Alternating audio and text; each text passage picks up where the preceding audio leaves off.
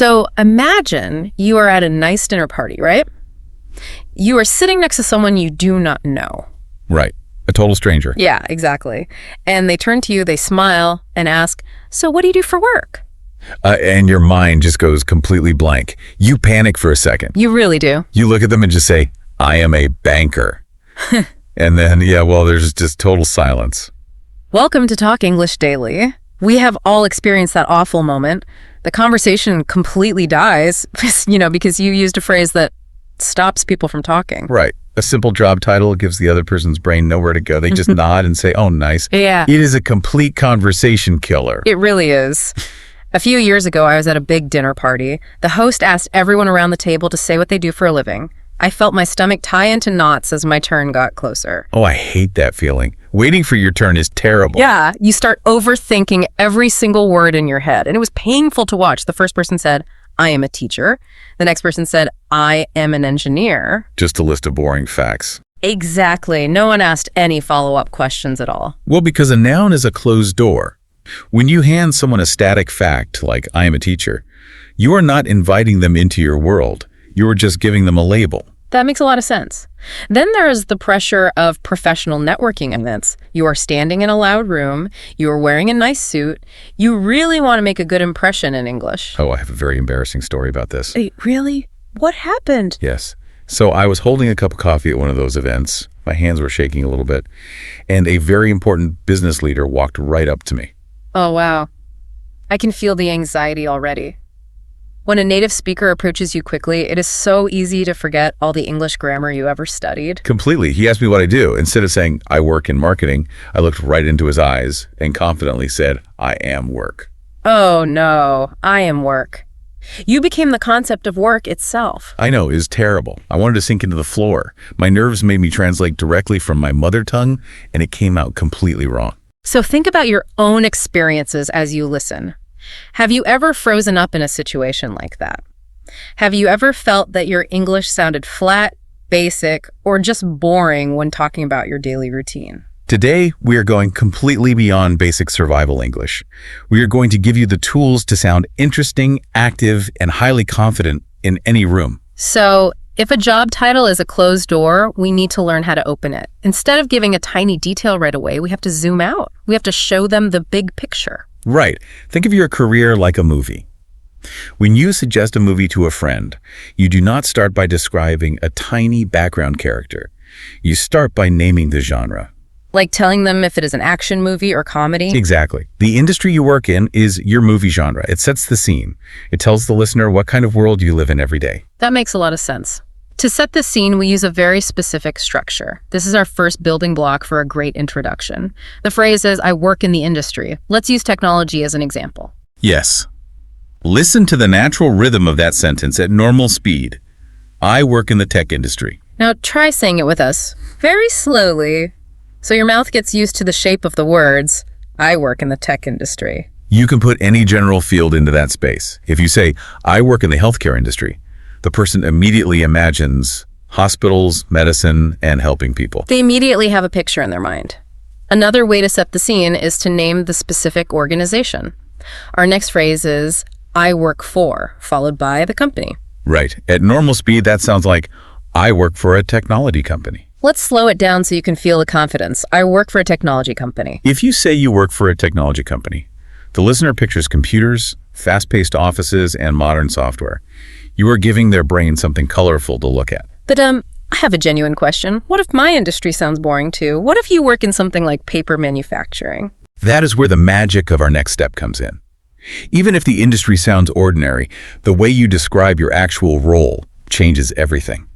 We need to stop using nouns and start using action verbs. Action verbs. Yes. Verbs are the engine of English. Nouns just sit there. Accountant is just a noun sitting on a desk. But verbs show you moving, thinking, and solving problems. Let me show you the difference. Listen to this sentence, spoken with absolutely no energy. I am an accountant. Wow. Your voice dropped at the end. It sounded flat and monotonous. It sounded like you were bored with your own life. Nobody wants to talk to someone who sounds bored. Exactly. Now listen to how the energy changes when I use an action verb in a bright tone.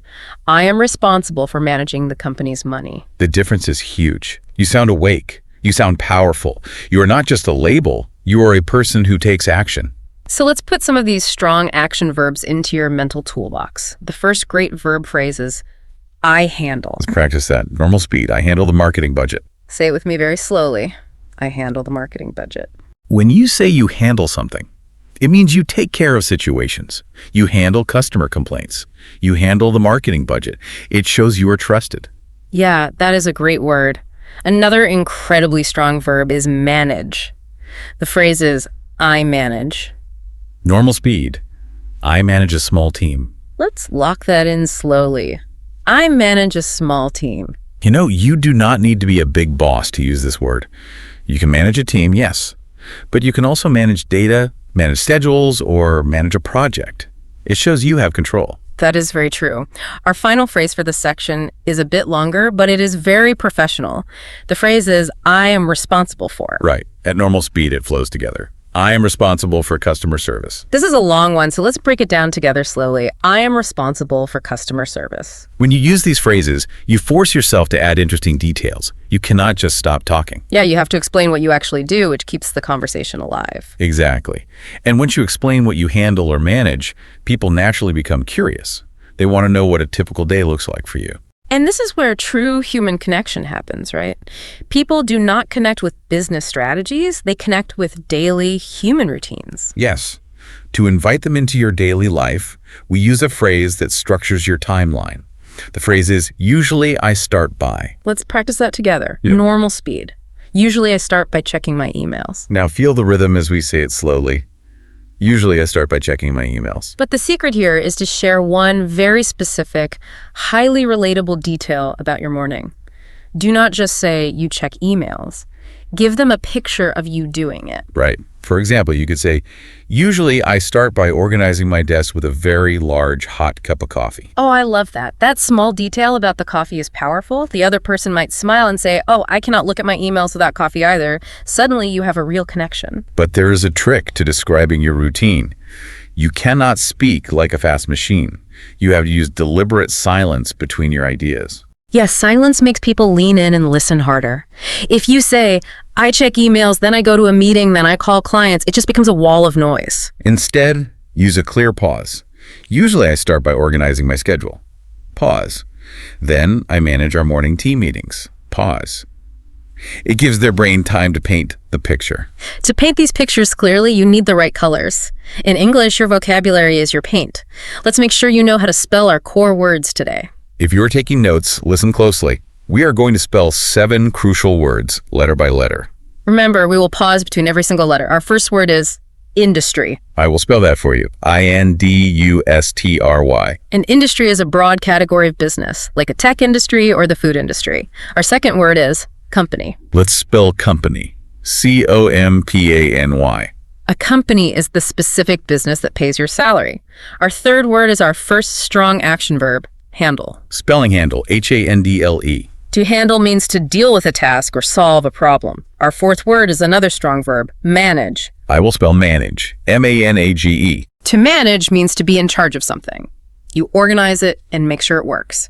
Word number 5 is routine. Spelling routine, R-O-U-T-I-N-E. A routine is your normal daily pattern of habits. It is what you do on a regular Tuesday.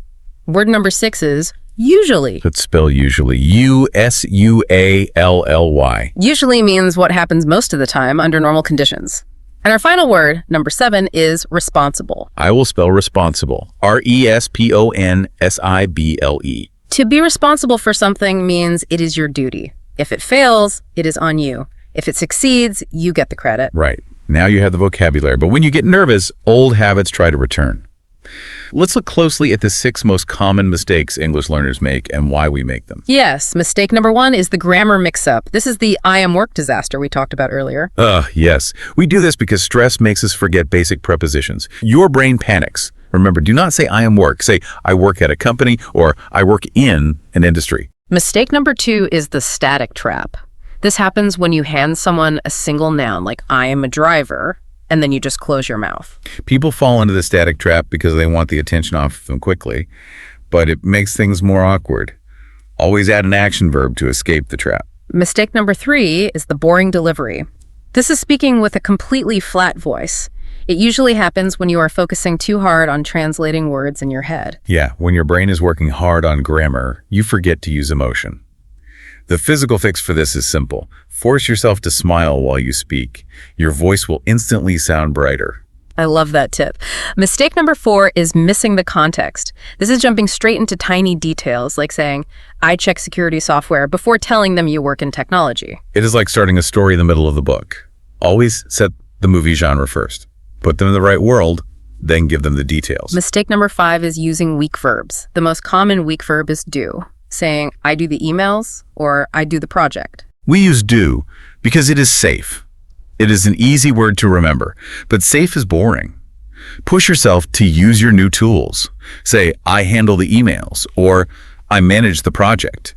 Finally, mistake number 6 is the speed trap, rushing through your daily routine without taking a breath. Nervousness makes us talk faster. We just want the sentence to be over, but rushing ruins the connection. Take a deep breath. Use deliberate silence between your sentences. You know, I can imagine someone listening right now and feeling a little frustrated. They might think, well, if my basic grammar is correct, who cares if I sound a little boring? Isn't basic survival communication enough? That is a very natural thought. If you were just buying a train ticket, yes, basic communication is enough. Survival English gets the job done. But a networking event or a dinner party is not about survival. No, it is not a transaction. You are not a robot transferring data to another robot. Exactly. The goal of these conversations is connection. You want people to remember you. You want them to feel good when they talk to you. Action verbs and clear structure make you memorable. When you speak with energy and paint a clear picture of your day, you stand out. People walk away thinking, wow, that person was really interesting to talk to. We want you to feel that confidence in the real world. So we are giving you a specific challenge to complete before our next lesson. Yes. This week, whenever you talk to someone new, you are completely banned from using the phrase, I am a. You cannot use it to describe your job. Instead, you must name your industry using I work in. Then you must describe what you do using strong verbs like manage, handle, or responsible for. As you try this challenge, pay attention to something very interesting. Notice how changing your words actually changes the way you feel inside. Oh, that is so true. Words have incredible psychological power. If you describe your job with boring, static nouns, you will feel bored with your own work. Right. But when you start describing your routine with strong action verbs, you remind yourself of everything you achieve. You might just realize that your daily routine is far more interesting than you thought. I love that. A great final thought to end on. See you tomorrow for the next episode.